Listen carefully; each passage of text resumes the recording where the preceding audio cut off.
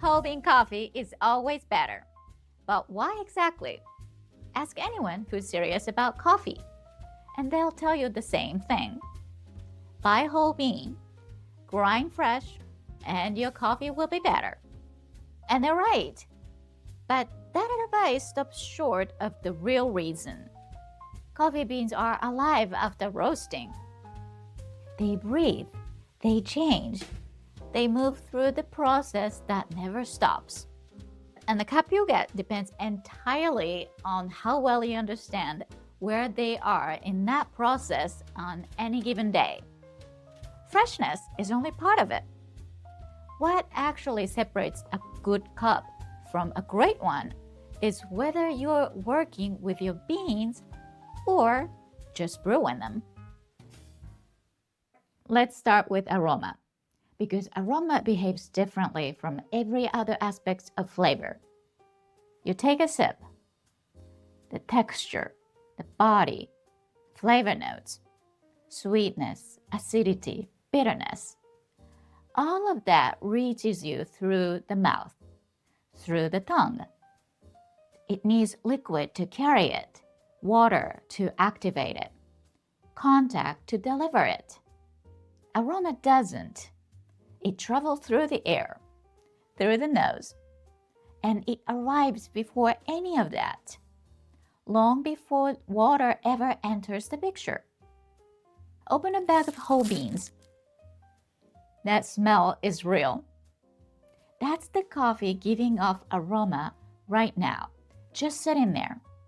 It's always happening.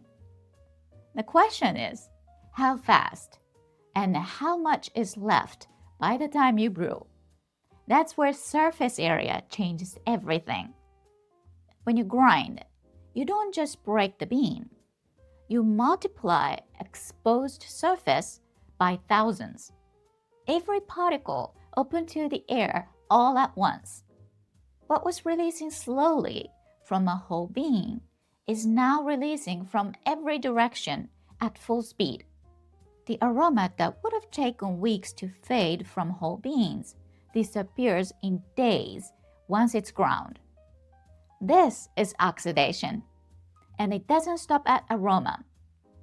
Flavor, freshness, complexity. Everything the bean has built through roasting is now fully exposed. The process that was happening slowly, at the pace you could still work with, accelerates. And what took weeks to develop can be gone in days. Faster than you can use it, faster than you even notice. But there's another cost to pre-ground coffee that has nothing to do with oxidation. When coffee arrives pre-ground, a decision was already made before it reached you. Grind size fixed by someone else before you ever open the bag. Take a duck roast. Works beautifully in a French press. Works just as well in a Moka pot.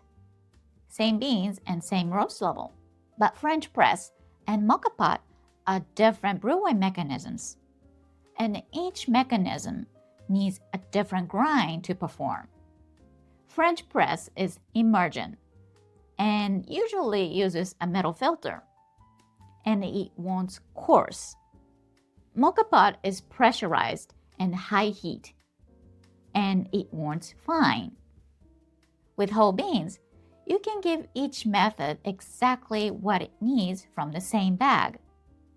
With pre-ground, that option is already gone.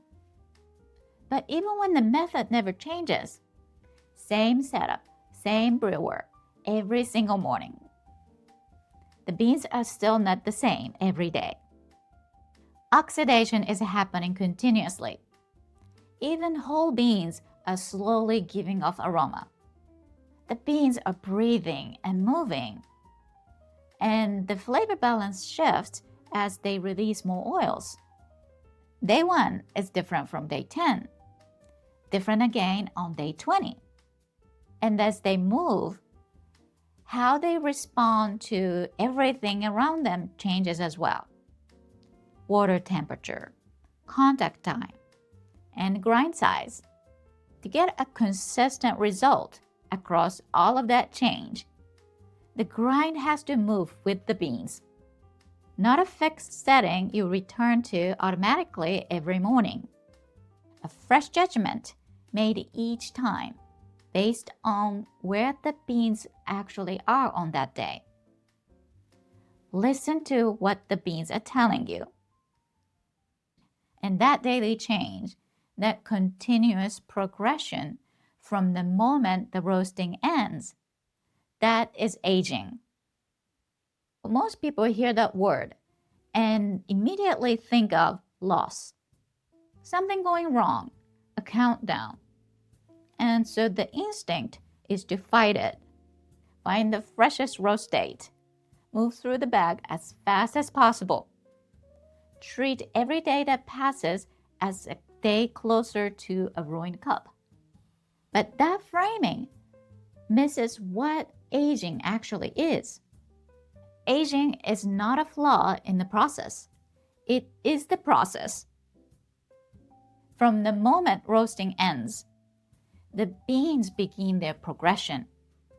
The sharp edges of a fresh roast soften. Certain flavors that were locked tight start to open. Complexity develops in ways that weren't there on day one. This is development, and it happens on its own timeline, whether you're paying attention or not. The question is, how much of the development you can still work with while it's happening? Ground coffee gives you almost none of that. The surface is fully open. Oxidation is running at full speed. The window where the beans are still performing, still moving through their natural progression in a way that you can still work with, closes quickly. Whole bean just slows it down enough that you stay inside it longer. The beans are still aging. They're just aging at the pace you can still keep up with, a pace you can respond to. Beans 2 or 3 weeks into their life still can produce a great cup, because weeks of development are what build that cup, because the aging has been slow enough, controlled enough, that there is still something meaningful left. And you still have the time and room to meet them where they are. That is what whole bean creates. Not just preserved freshness, a longer, more workable relationship with what is in front of you. Time to learn how your beans are changing. Time to adjust. Time to find what they're still capable of giving you, rather than racing to use them before they're gone. That's the real case for whole bean coffee. Ground coffee forces you to fight freshness. Whole bean let you stay in the process, in control of the pace, in the position to respond to where your beans actually are, to adjust and to work with them. With whole bean, you can enjoy the aging of your coffee every time. Thank you for watching. Have a wonderful coffee day.